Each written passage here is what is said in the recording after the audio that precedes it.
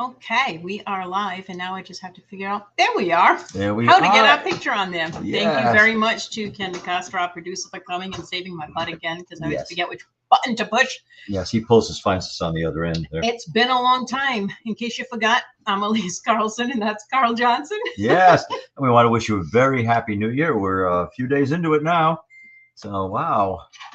So what have you been up to? What have I been up to? It's been a while. Yeah, I had the visitations. I did visit some friends for New Year's Eve, New Year's Day, New Year's, first couple of days. Yes, I made my visitations. Planning for our lecture circuit in the coming year. I got a couple of leads, not too many definites, but should be very active. And we have some places, some exterior sites to investigate. What we were just talking about with our upcoming guest. So, yeah, planning. This is the planning month. Everything comes together. I'm not going to travel too far, but we've got some ducks lined up. All right.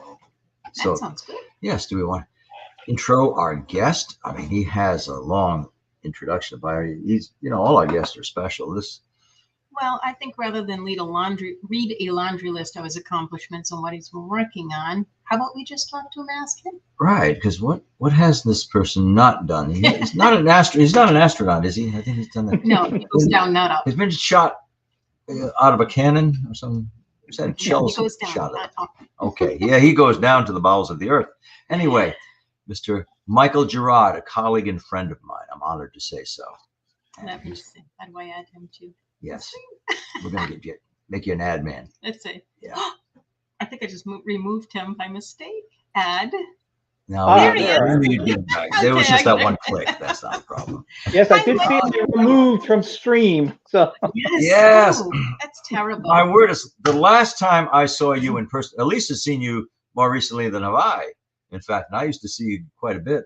Saw you in Pawtucket at Old Slater Mill, the Mecca for paranormal investigation, and just a cool place to be history-wise. And I used to cavort with you there. I wish I'd seen more of you then, but I'm no longer there, and we can go and visit. But I used to see you long ago at the coffee shop. That's when I first met you. Yeah. Oh, yeah. Those days. Was that back in the Taps days? I mean. Yes, it was. It was back in the Taps days. Word, boy. Ha ha.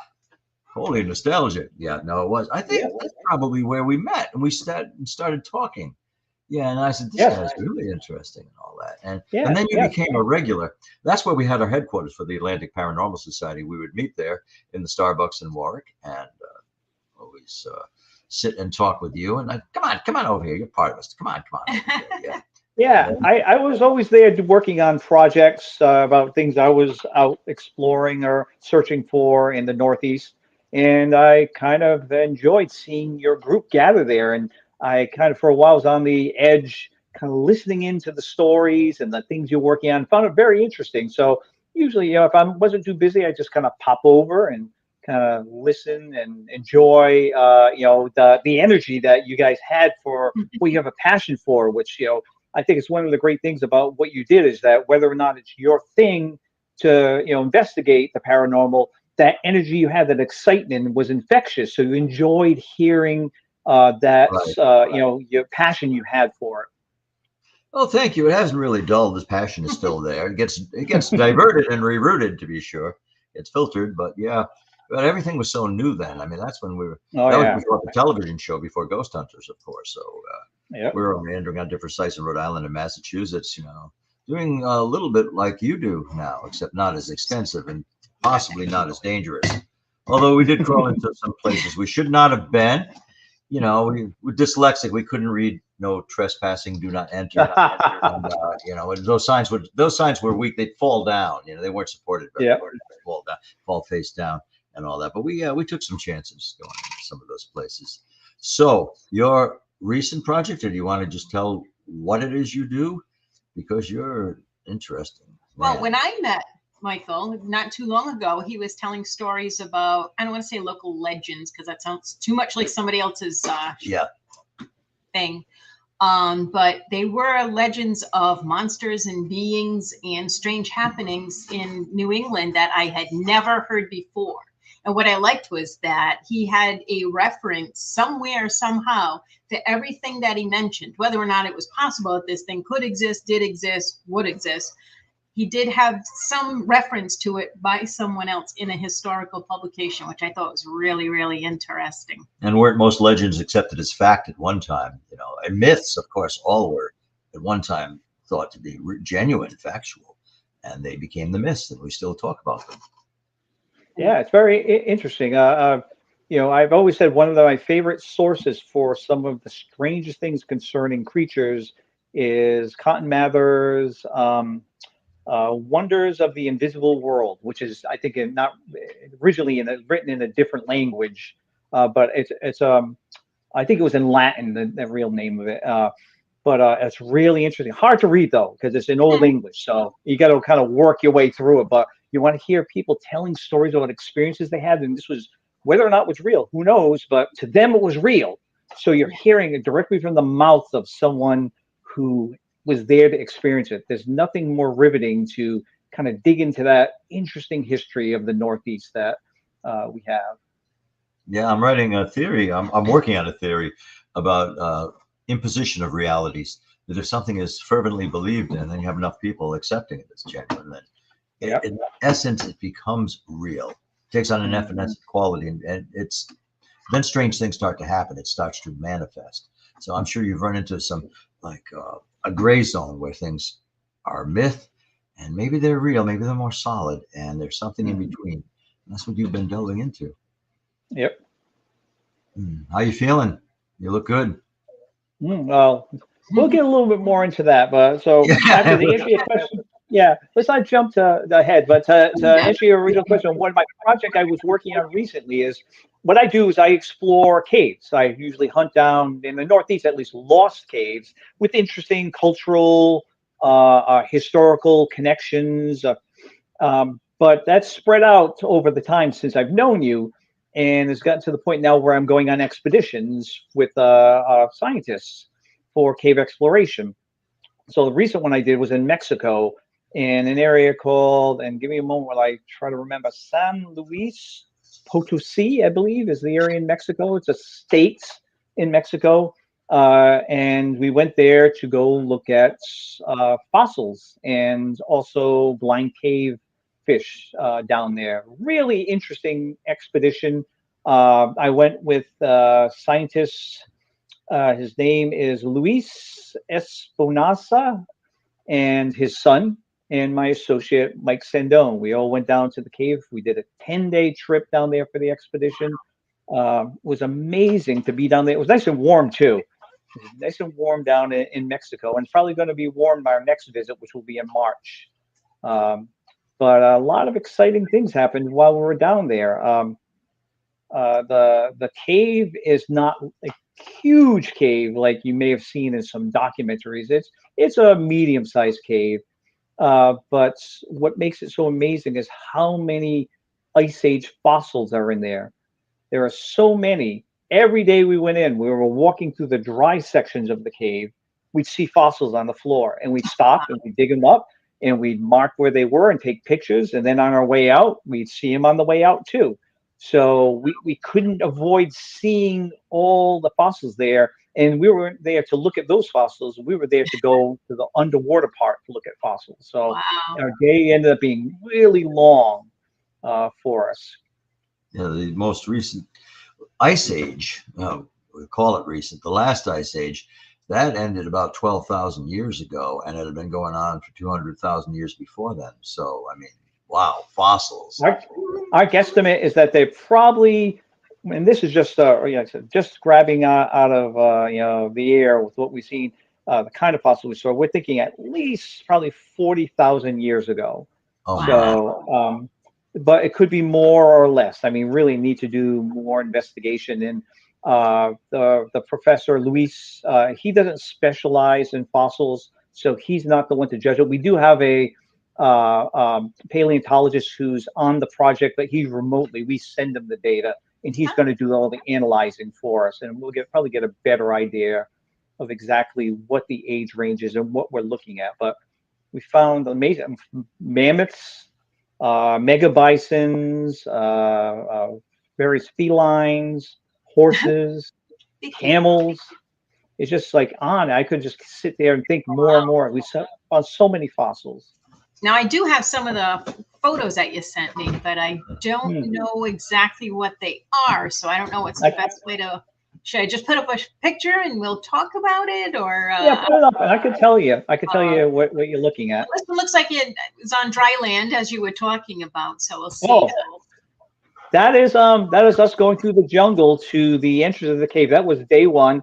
The man in front of us with the machete, we didn't know his name at first, so we called him Senor Machete. He loved using his machete, chopping through the jungle for us. But I tell you, he was such a great guy to have. A lot of energy, always smiling, always eager to help. So I enjoyed him. The guy behind him is Maestro, and Maestro is what they call teachers. He's a teacher, so he's a guy who owns all the hundreds of acres out there that the cave is on.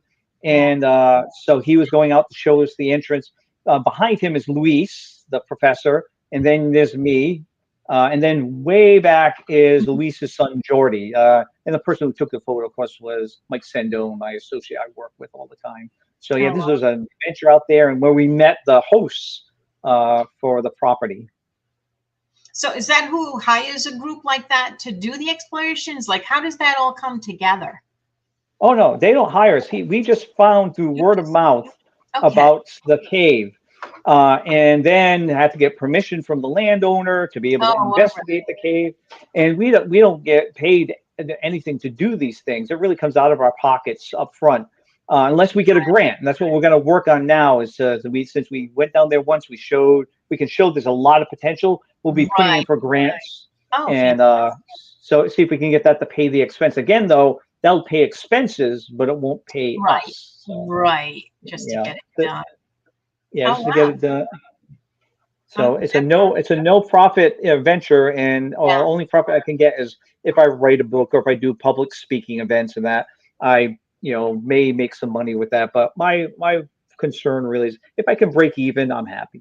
Yeah, that's something. It's your passion. Yeah, request like that. Exploration as a passion. Let's pick out something really cool. They're all cool. I don't know which one.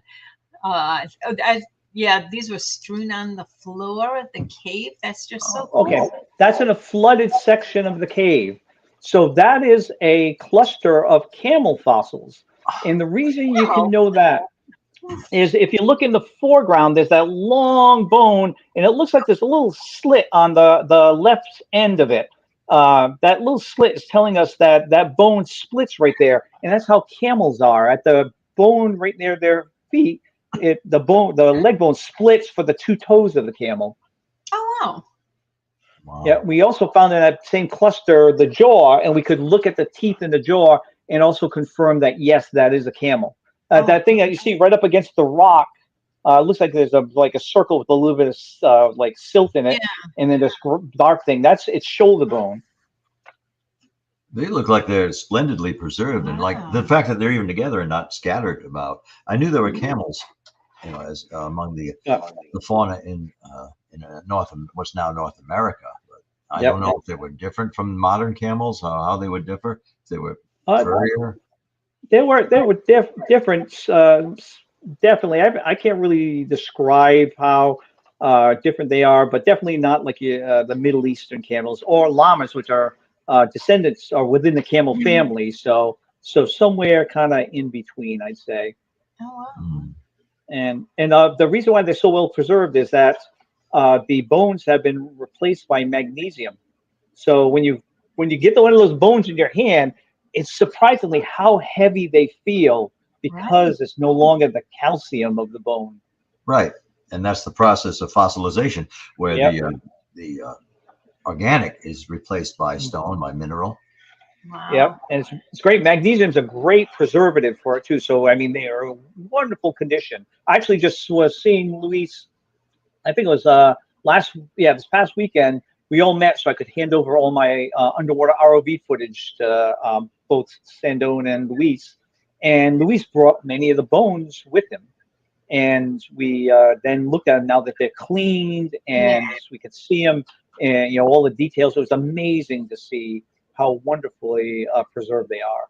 Wow, that is amazing.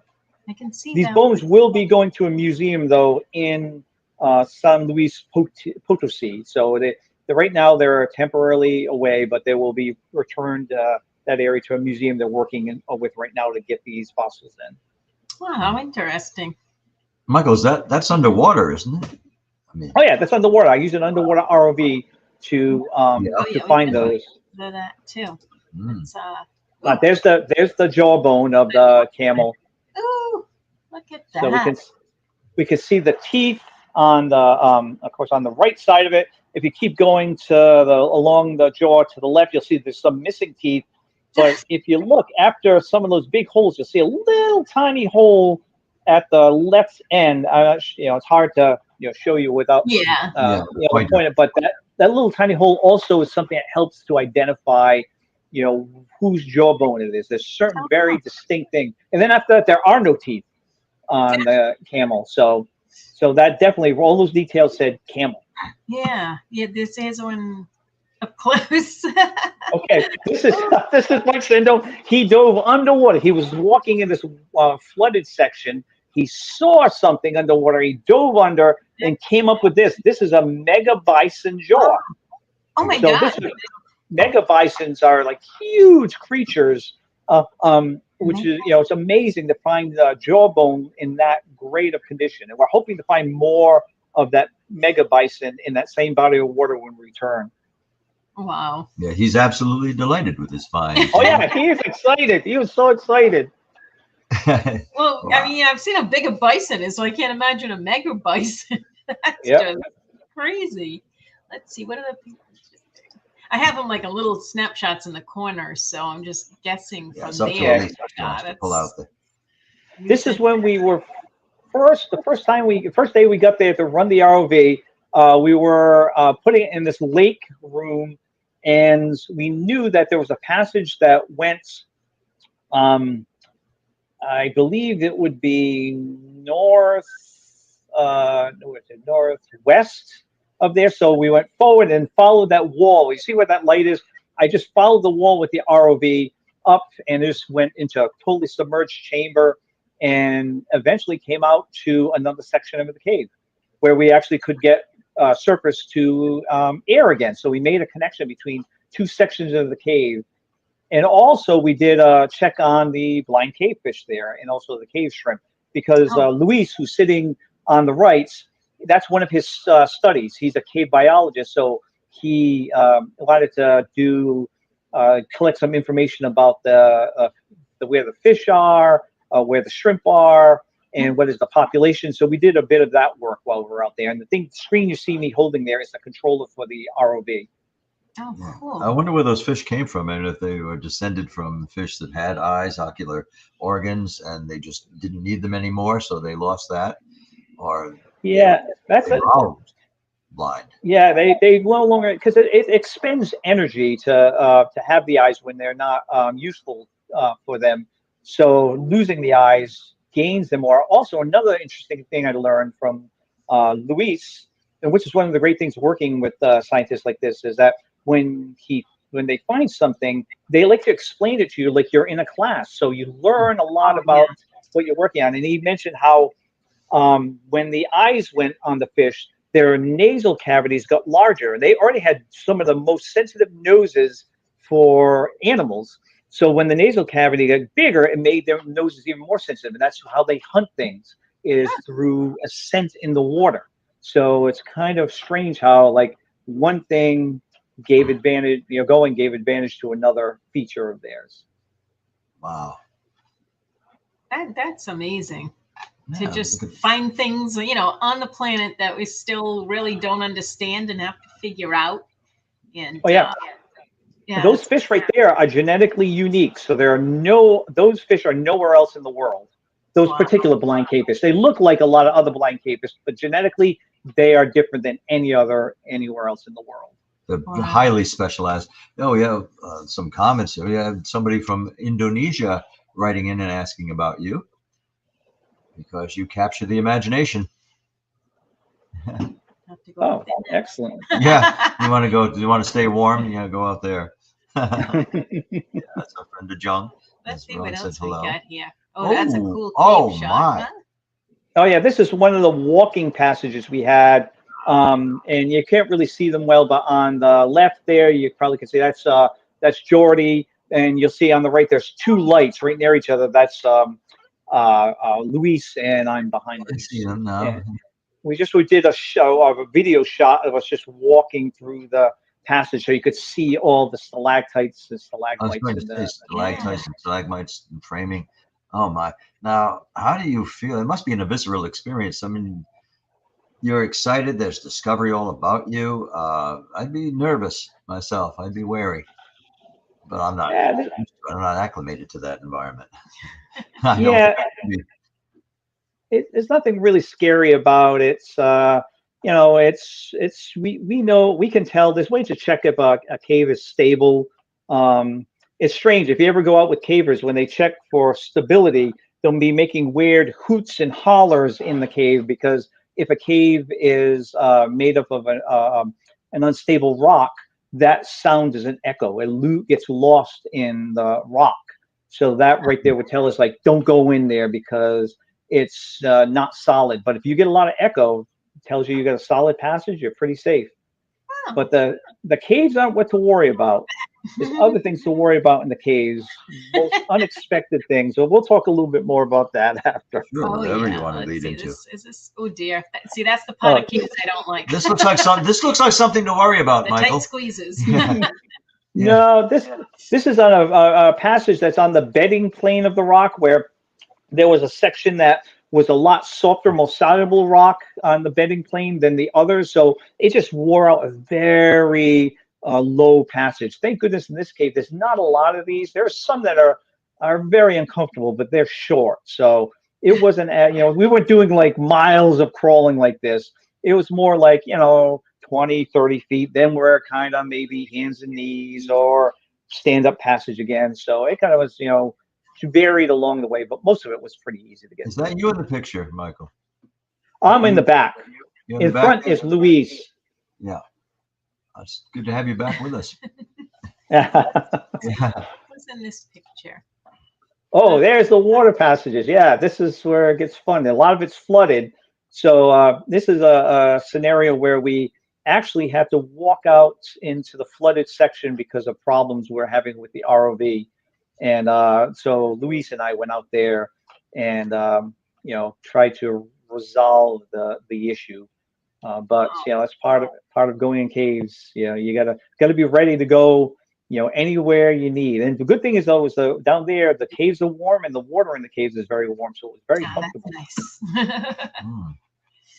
Wow. Geothermal. Yeah. Oh, yeah, you're close to the center of the earth. Yes.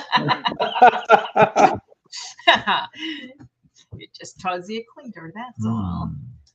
Wow. How do you even prepare for like a journey like that? I mean, most of us get tired just flying down to Mexico.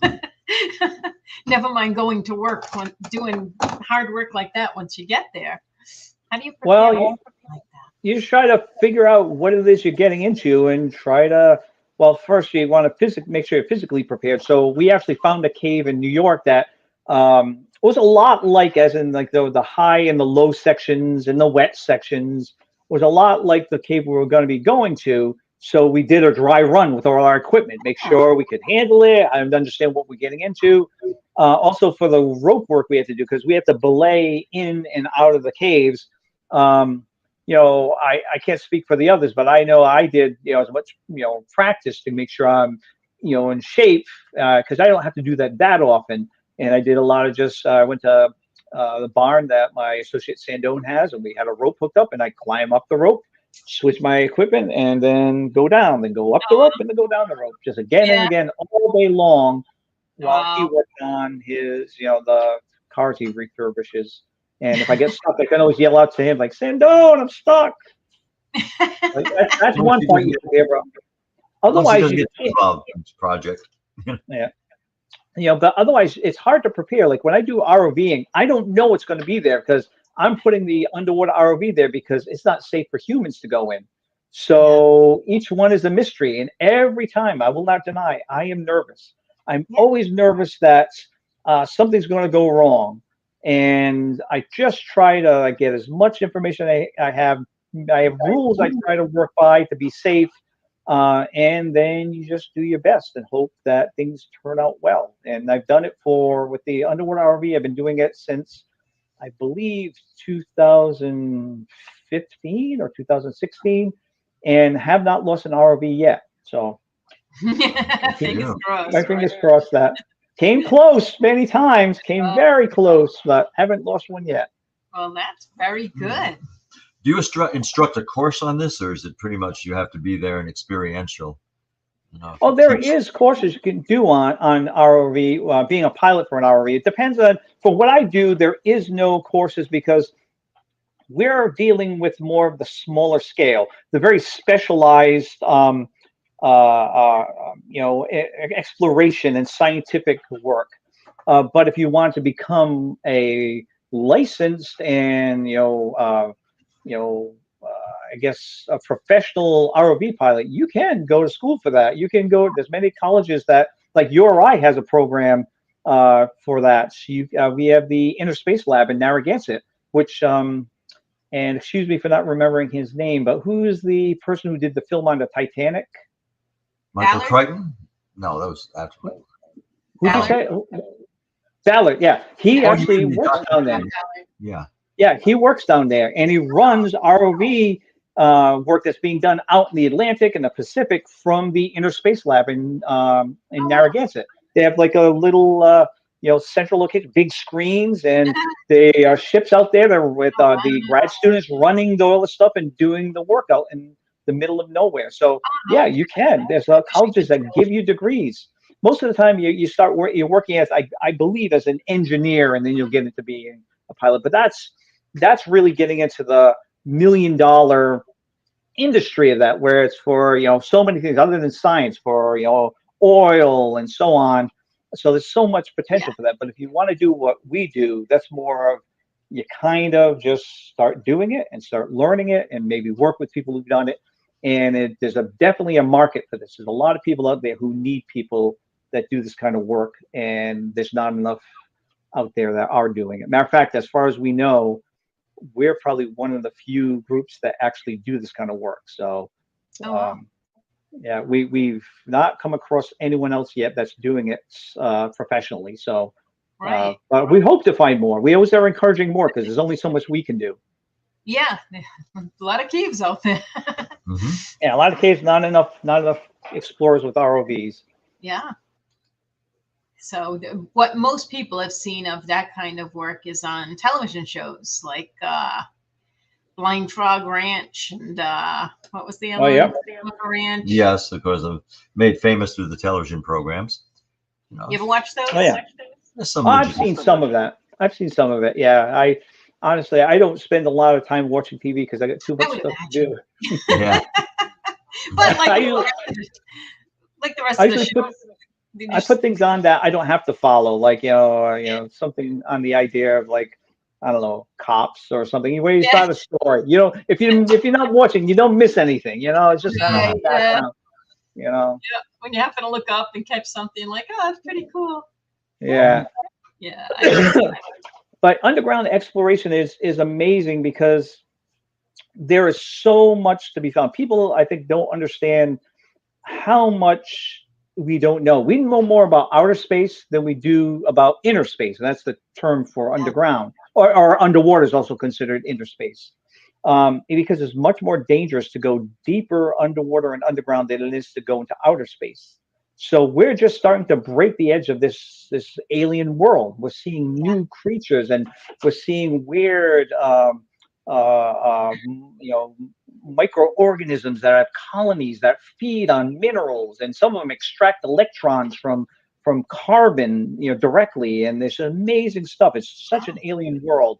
But on top of that, you have like the fossils. That's now more of a biological aspect. But then on top of that, you also have cultural. There's a connection to cultures that use the caves, that had spiritual connections to the caves, that's that there's legends and lore and monsters and things all orbiting around the cave, or as simple as in New England, mines and caves became a resource. So there's so many aspects you can look at it from and draw so much from. I think people don't realize that caves aren't just a hole in the ground. Yeah. Yeah. Well, I think people tend to figure we have an understanding, a grasp on what, biology on this planet is, and it's really quite surprising, really. I mean, it makes you wonder if it could be out there on other planets. Of course, that's wild speculation, if indeed there is life on other planets. Plenty to explore on this one. Yeah, yes. Well, that's why we're doing the exploration deep underground too, because the further underground we go, we get to see what they call extremophiles, and extremophiles are things that live in the most extreme environments where we think they couldn't survive, but they find a way to survive. Like I said, that microorganism that can extract electrons from graphites is amazing. That it doesn't need a chemical process. It just draws electrons directly from it. Wow. And that's by understanding these things here better prepares us for what we're going to find on alien planets. Wow. Yeah. So that's where you're going next, the alien planets, right? Yeah, that's right. I'm going to be flying out to the alien planets.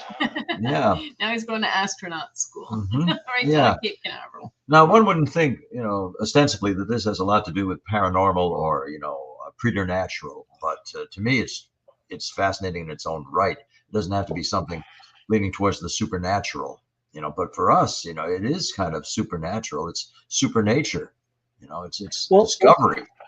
It does have connections to the supernatural, though. So that's the thing, is that, like I said, cultures have different views on caves. So when you're, let's say, like even in New England, there were stories that are connected to caves where they said monsters would live in. Matter of fact, in Rhode Island, there's a cave in the Newport area where they said that there was a giant serpent that lived in it that protected Captain Kidd's treasure. And they said you could hear the roar of serpents in the cave. And I've actually been to the cave, and the reason why you hear roars is a long, narrow cave. So as the waves get forced in there, the sound it makes is amazing. This is during a certain portion, point in the tides. But so even locally we have it, but down in Mexico, that's even more predominant, because remember, the Mayans saw the caves or the cenotes as access to the underworld. And in the underworld, they had different kinds of gods. They had gods that were guards of death. There was all different names for the guards of darkness and death and so on. But also they believed the god of rain lived in the cenotes too. So they made offerings to the gods of rain. Offerings could be simple as food offerings, or it could be sacrifices. So they really had this belief in these spirits that lived underground. And amazingly, the cave we went to, we found artifacts that showed that offerings were being done into this cave. We found little pre-Columbian dishes that were not like the kind you would use to retrieve water, though we did find some of those pieces of pots for getting water. We also found the little flat dishes that you put offerings in and throw them into a pit like that to offer to the gods. Oh, wow. So it's amazing to see that culturally there's a lot more invested spiritually in the underground. And I think that continues on into today. And that's something we saw while we were down there. So now you remember how I mentioned, or when you showed the picture of Senor Machete, whose real name is Antonio Gonzalez. At the end of the day, when they what happened? First brought us out to the sun was setting, and we got back to where we had parked the pickup truck and started talking with them, and then they began to share their own opinions and ideas about that area. We began to tell stories right over it. Yeah. What was that? Glitches, Michael. Yeah, we got a little glitch here, so yeah, I saw a little glitch. It usually works its way out. Let's see. being an optimist. In the meantime, I'll ask you 6 or 7 questions in the field. Let's see. I never had this problem before. No, I haven't either. It's just glitches in general that work their way out sometimes, It's been fascinating so far. Yeah, we're going to try and jar it and try and get it to go. Let's see. All right. Okay. All right, let's see. Are we good? It seems to be now, yes. Yeah, okay. I just checked on my side. Yeah, all right. So, as I was saying, that first day we went there with Antonio and Maestro, the sun was setting. We're back at the pickup truck, and this, if the documentary we're working on, you're going to see this. We have it translated because they only speak Spanish. Thank goodness Luis grew up in Mexico and speaks Spanish fluently, so he translated everything for us. But they were telling stories about what they believe, as in some from personal experience and some from talking to others about things, strange things going on around that land where the caves are. And the first one that I remember them mentioning about was this one evening, while one of the people from the local village, who at the time was using the pit for the cave to get water, had encountered this giant man. And by giant, I'm not talking like 50 feet high. I think they meant giant more as in like 9 or 10 feet tall, wearing black, like a black clothing or a black suit or something. And they said that in their first encounter with them, the person was very strange, but seemed rather friendly, and talked with them and then just disappeared. And they really didn't make much of it until they had follow-up encounters after that. And they said that as they encountered them after that, this large person or creature became more aggressive and then started demanding things, like he wanted some of the cattle they had, and was expecting things from them. So then it gave a sense of danger around the caves themselves. So people would start avoiding going near the entrance of the cave during the evenings. Only during daylight would they go there. And they still believe now to this day. I mean, both Antonius and Maestro still believe that those giant people are somewhere in the jungle there. They just haven't seen them yet. Oh, wow. So, but then the other one, this was more from Senor Machete. He was saying that he had an encounter with these strange dwarfs. He said he believed these strange dwarfs lived in the caves in the area. And he said they would come out at night, and they were mischievous dwarfs. And what they would do is they'd come to your home, and they would do things like pull the sheets off your bed, or do things to annoy you, and just, these were invented dwarves. Yeah, and he said he had witnessed them himself. And he said, though, that the only thing you could do to get rid of them was to have music on and dancing. Music and dancing seemed to either appease them and they would leave you alone, or scare them away. But he said that he believed that those creatures lived in the cave and only come out again in the evenings. Oh, wow. So yeah, and so this is, and it's common, I guess, amongst that village. There's a little village that's not far from the cave, and these people, I think, work the local sugar farms, where they, that's a big industry down there, the cane sugar. That's within that community, at least, that's part of their belief system, connected to the caves in their spiritual and cultural history, is these giants and these dwarfs. And I'm sure it is. So while you guys were down there, did you go out at night at all? Oh yeah, we were there every time we went. We went in in the morning after breakfast, and then we wouldn't get out till sunset. After sunset, we'd be hiking out of the jungle in complete darkness. So, and we hear, it was weird. It was a weird experience to hear the weird birds at night. There's a lot of tropical birds, and depending on where you were in the evening, it would depend on which birds you would hear. There's also an area where there are still jaguars, but we didn't see any signs of any jaguars. I mean, I think they're a little bit deeper into the jungle than where we are, but it wouldn't be surprising if they did show up there. I mean, it wouldn't be shocking, but we didn't really expect it. Right. But it was a little spooky at night to be there. But we were exhausted, so the only thing that was on our mind was getting out, getting in clean clothes, and getting something to eat. So yeah. So yeah, I mean, anytime you're out in a woods or in a cave, there's going to be some kind of creatures to worry about. But unfortunately for you, it wasn't the big creatures that were after you; it was the little creatures that were after you. Oh yeah, and very little. Not the ones that they would expect. We actually saw in the cave. We saw vampire bats. Ooh. We saw tailless whip scorpions. We saw cave adapted tarantulas. Cave adapted daddy long legs, which look a lot more scarier than the daddy long legs we have up here. None of those were. They can't do anything. We weren't worried about any of them. The vampire bats, they fly out and they go feed on cattle. So we had nothing to worry about since we were in the cave. In the end, though, it was the invisible thing that we. So whenever everyone always thinks about animals, I was like, "What kind of animals are you worried about?" Animals. I always have to tell them it's not the animals I'm worried about. There are things much more dangerous than that, and that's what happened to us. You see, in caves in warmer areas like Mexico and in southern or Midwestern states in America, you can find this too.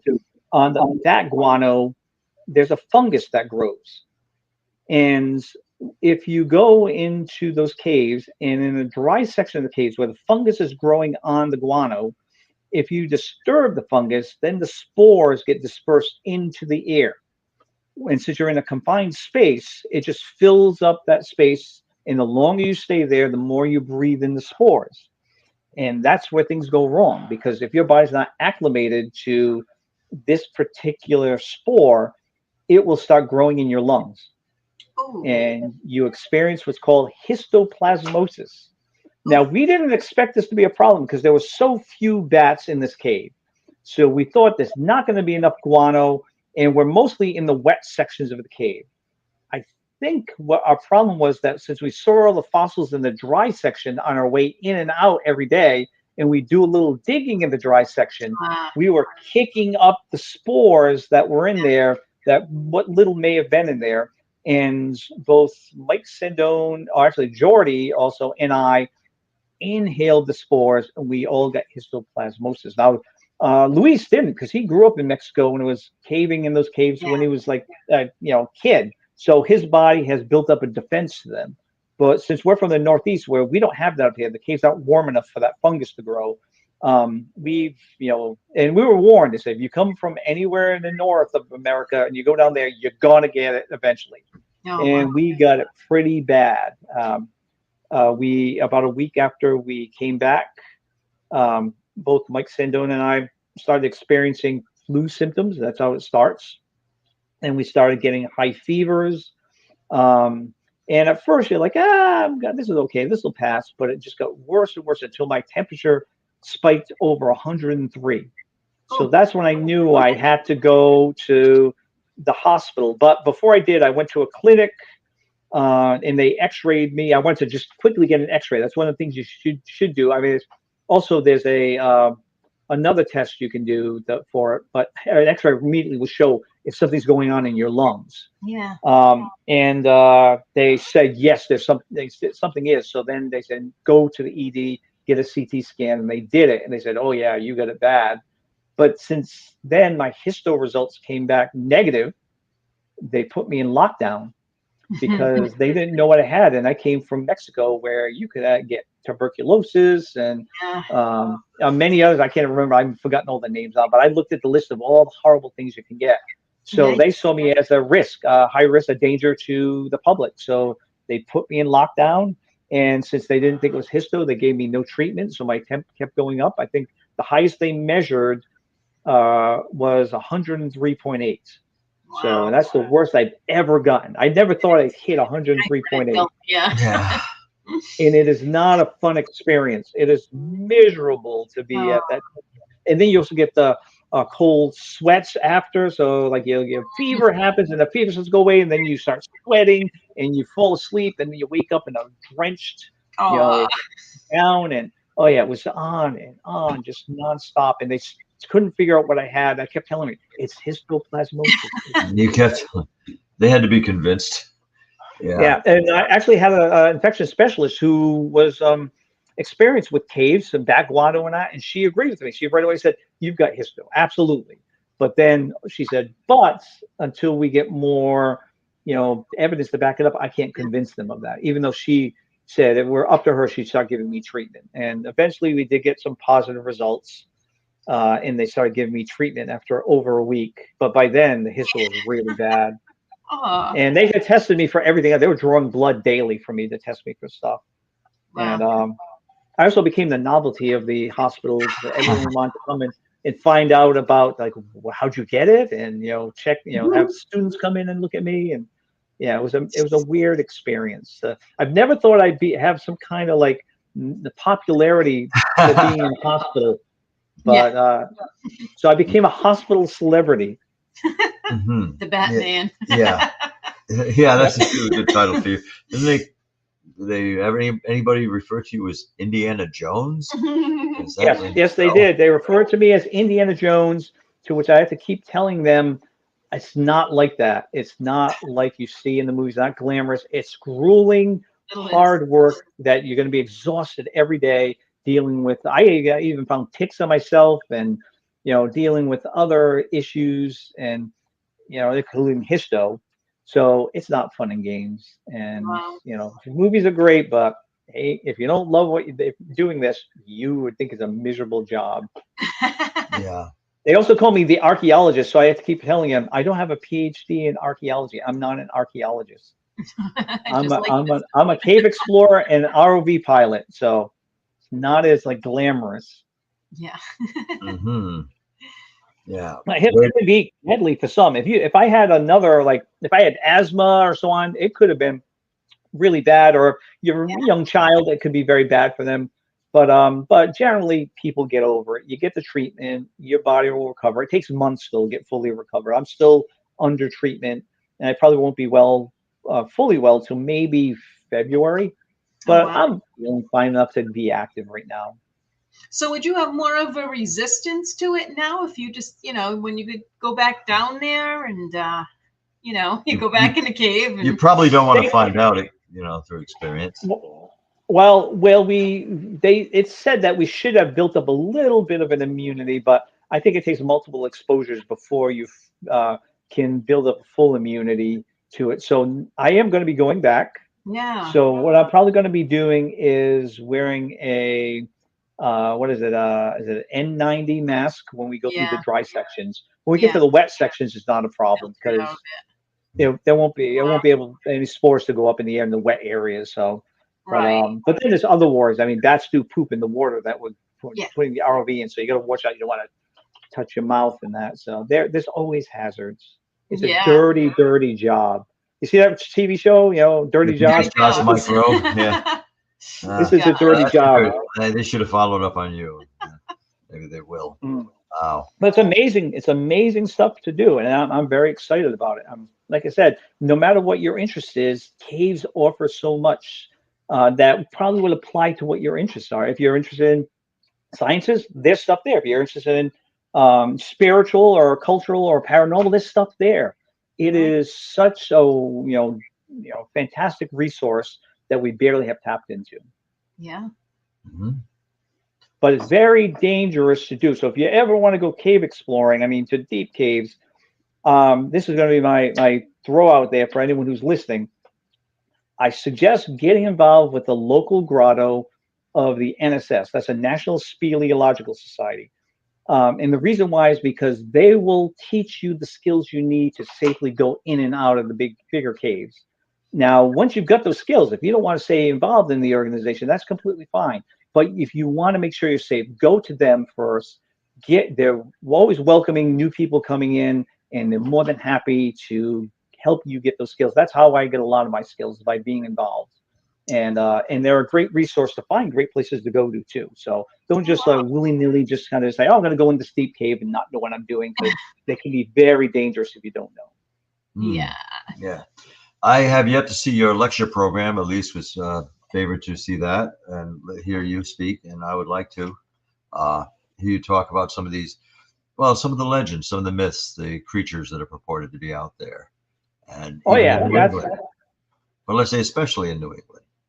Oh yeah, that's how I started doing this. Is I started just digging up more of like long forgotten caves and locations in New England. And while doing that, you always stumble on these great stories. I always consider the fact that when we went to school, we learned history, but pretty much just the outline of our history in New England. When you dig into the records, then you start to fill it with all that color, all the interesting tales and places and things that are long forgotten. And there's so many wonderful stories, historical, cultural, folkloric tales wrapped around all these places in New England. So it doesn't matter what your goal is to find out or what you're looking for. That is, when you start digging into it, you're going to find so many stories that are fantastic, that'll fulfill whatever you're interested in. That's how I get the monster stories. I don't go looking for them. I just stumble on them while I'm doing my research. There's so many there, and I'm always like reading through them, like, oh, well, this is an interesting monster, so I put it in my notes, and I'll do a follow-up and research that later, because I think they're valuable historically also. So I think we need to keep these stories alive. It tells a lot about the cultures, because remember, it was a melting pot of all these different cultures from around the world coming to this new world, and it was like an alien world to them. They were seeing things in this very wild place that they never had seen before. Matter of fact, the early settlers believed there were lions in North America because of things they were hearing. They were what they're familiar with versus what they were hearing. Their imagination fills in the details. So there are so many great tales out there, and then it's really up to you to dig and find what is the truth behind them, and that's what makes it fun. I mean, even though that's not my real passion, I cannot say that there's a little bit of me that enjoys kind of following those threads to see how far they go. Oh yeah, definitely. It's so easy to just be looking for one thing and then you find something else. Like you said, you got to put it aside for another day to look into that also. Oh yeah. Maybe your discoveries will become somewhat transcendental, and you'll amaze people about what's really out there that blows our minds, because it shouldn't exist, but it does. And maybe I'm exaggerating some, but I'm looking at the higher end of the spectrum. Some like discovering a species, not just by yourself, but your team group discovers a new species related to ones we know of, and maybe something supernal, something really out there. Oh yeah, that's why you got to follow these threads too, is because I may start reading through something and thinking, oh, this is all just old mother's tales to scare kids. But then when you start following that thread, you start to see there's a bit of truth in it. Matter of fact, one of my favorite things, I got into one investigation of strange sightings of these glowing beings and so on, and that brought me on to the amazing world of bioluminescent creatures in the Northeast. There's, I think, 9 different ones that are out there. And so they're amazing. There is amazing life out there most people have never seen. Like, I'm not sure if many people have ever seen what it looks like when you go through a small saltwater cove when it's filled with this bioluminescent plankton, and it glows a bluish green color as you go through it. Wow. That is one of the most amazing things I've ever seen. As my buddy and I were rowing the canoe through it at night, we could see the trail behind us of blue-green glowing in the water. Amazing. Wow, that's fantastic. And so there's so much out there to be heard of that. Yeah. So much amazing stuff to be discovered. Yeah. And it's supernatural until it's proven otherwise, until it's understood. And it's still super. Yeah, it's still fantastically interesting. Exactly. Just because someone thinks it's supernatural doesn't mean that it doesn't exist. It may mean that we just need to find out what really is this that we're seeing. And it still is amazing. Even once we understand it, it still is an amazing natural thing that we see. Right. So supernatural in a different sense. Yes. Yeah, I like that in a different sense. Yeah. So I put your website across the bottom of the screen there, as you see. I I hope I got it correct. Yes, there's the dash, not an underline, correct? Michael, dash. Yeah, the dash, yeah. I wanted to make sure I had that correct. Some people may want to follow up on what you're doing and what your upcoming exploits will be. Maybe even contact you. So I'm more than happy. If people are interested in doing any kind of exploration and they think maybe I can help them out, they can reach out to me. Matter of fact, I have a little list of interesting historical caves that people can go to that I give out to people that are on public land. So you have, what was I say? It's accessible by the general public, but most people don't know that they exist out there. Sometimes they're not even on trail maps anymore.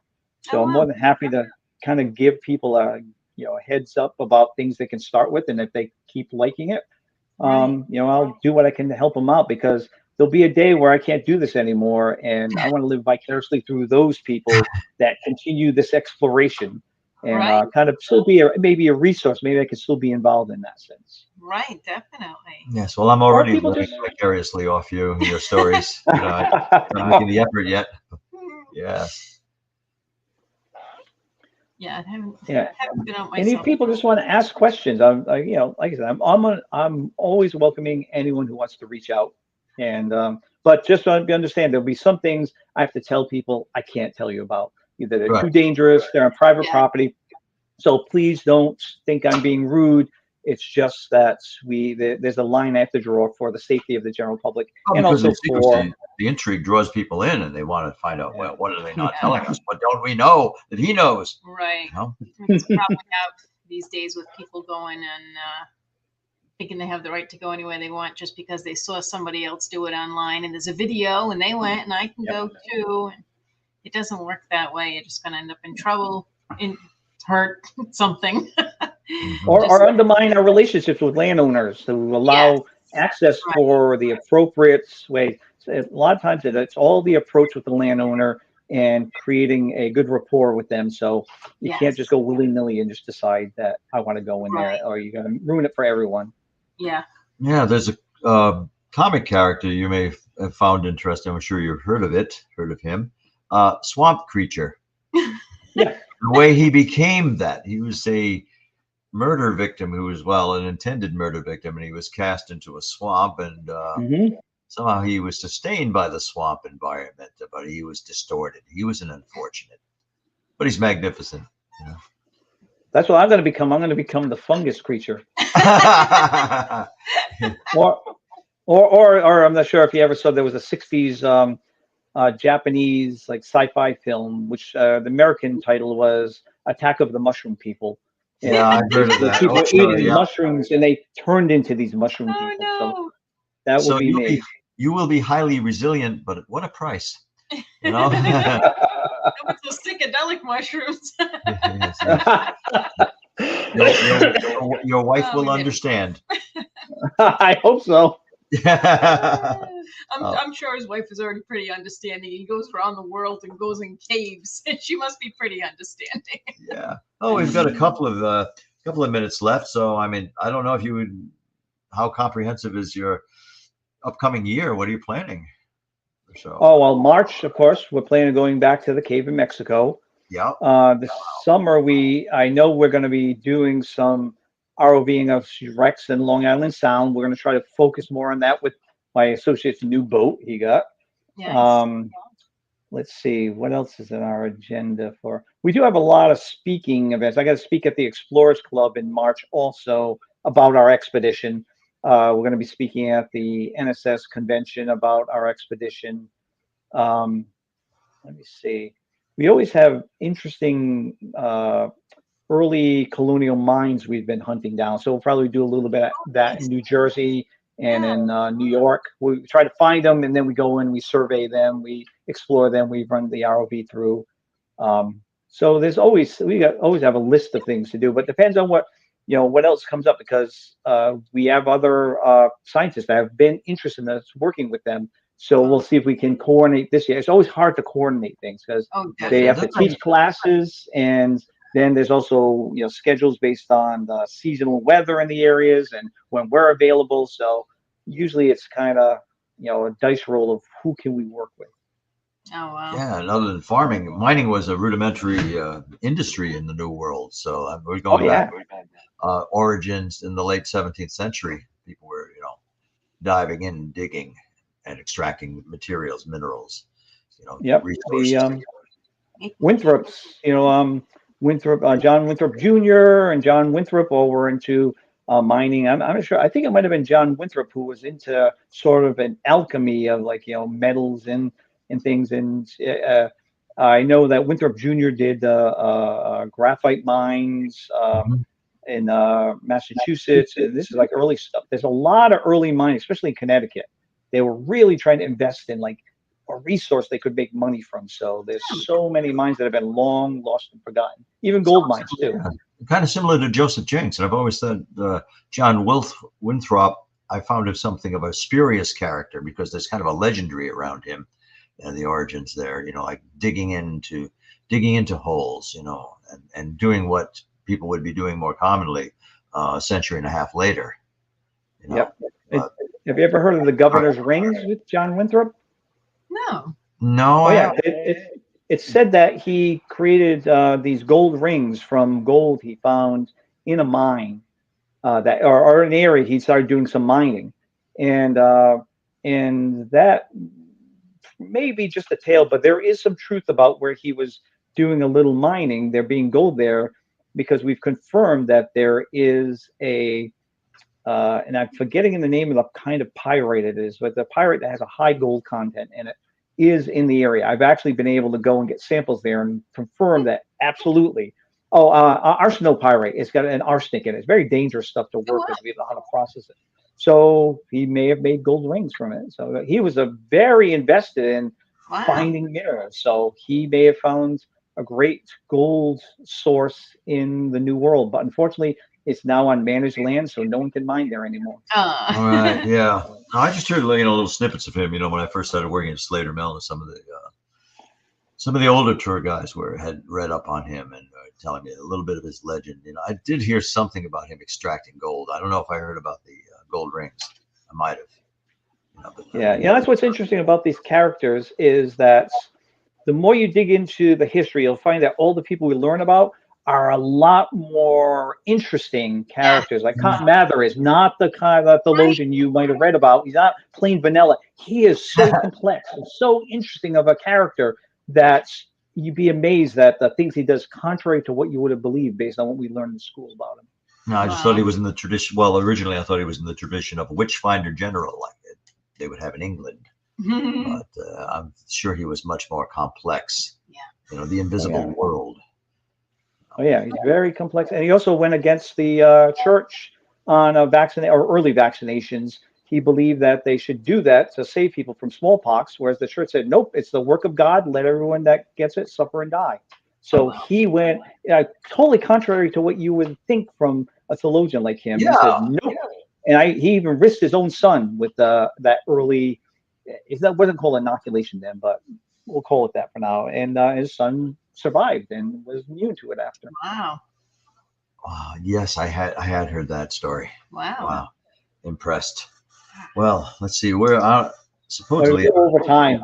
Oh, that's okay. We usually got Ken to time is a concept. Yeah, that's right. Our producer Ken DeCosta usually gives us a little nudge when it's that time, But we can talk over that now. We can just, But you've got so much to talk and share, with us. We'd like to have you on again, of course. I mean, we wouldn't have to repeat anything with you. You wouldn't have to, I'm sure. Oh, I'm sure. It's always interesting if you tell me what you want to hear about in New England I know about, and I can dig up some great tales. Or as we have spoken about outside of this show, we spoke about also getting together. I'm more than happy to join you guys on some ventures and maybe even see if I can find some that you might be interested in going to that I'm aware of. I could share with you. Oh, that'd be great. Yeah, I mean, we started talking about the one that we, found out about in a local place. Might be a cave, might not be a cave, might be it's in the woods anyway. Some big rocks. Murky recesses of the woods. We could really use some what they're talking about to I'm sure you could lend some insight into that. I know I've got a couple of accounts of the stories from the late 1700s, late 1800s, I'm sorry.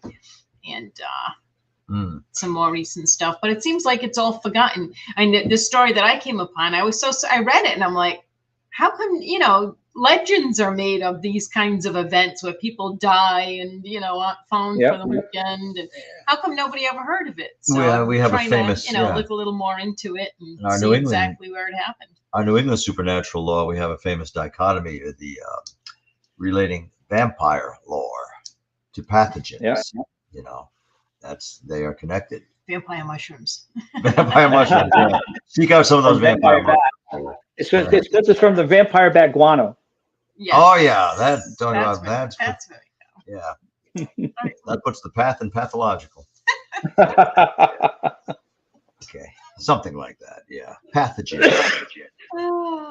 Oh, we're glad to see you on the mend. Welcome back. Yeah, I'm glad I could be on the show. I'm so sorry that the last couple of times I had to call off. Oh yeah, this was planned a couple of months ago, and we it's were like, worried. okay. I was like, "How are you?" You're like miserable. After a while, it was ask anymore. Michael, we don't care about the show anymore. Terrible. Just how are you? If you can't do the show next week, just do get in touch. Yeah. That's been a great program. Yes, and anybody's still watching, just watching this on a recording, make sure you like and share the channel, of course, Daddy Full Spectrum. I'm glad you always think of saying we have Michael's website at the bottom of the page. Check that out. You can get in touch with him if you have any questions or if you think you'd like to do a little bit of exploring. Yes. So. Yeah, and of course, Dead Air has a whole spectrum, a whole panorama of programs. I see what you did there. Yes. Didn't mean to plug us. Yeah. A full spectrum of programs. Yeah. Okay. Well, Michael, so good to see you. I'll be in touch. Good to see both of you too. All right, and I am going to attempt to play our going out theme song. Any note about shutting off his? We'll talk about that later. Okay. And let's see, closing theme. So if it all goes right, you're all going to enjoy the closing theme, and we're going to go bye-bye. Thank you very much, Michael. It's so nice talking to you. Thank you for having me on. Our pleasure. Good night, Michael.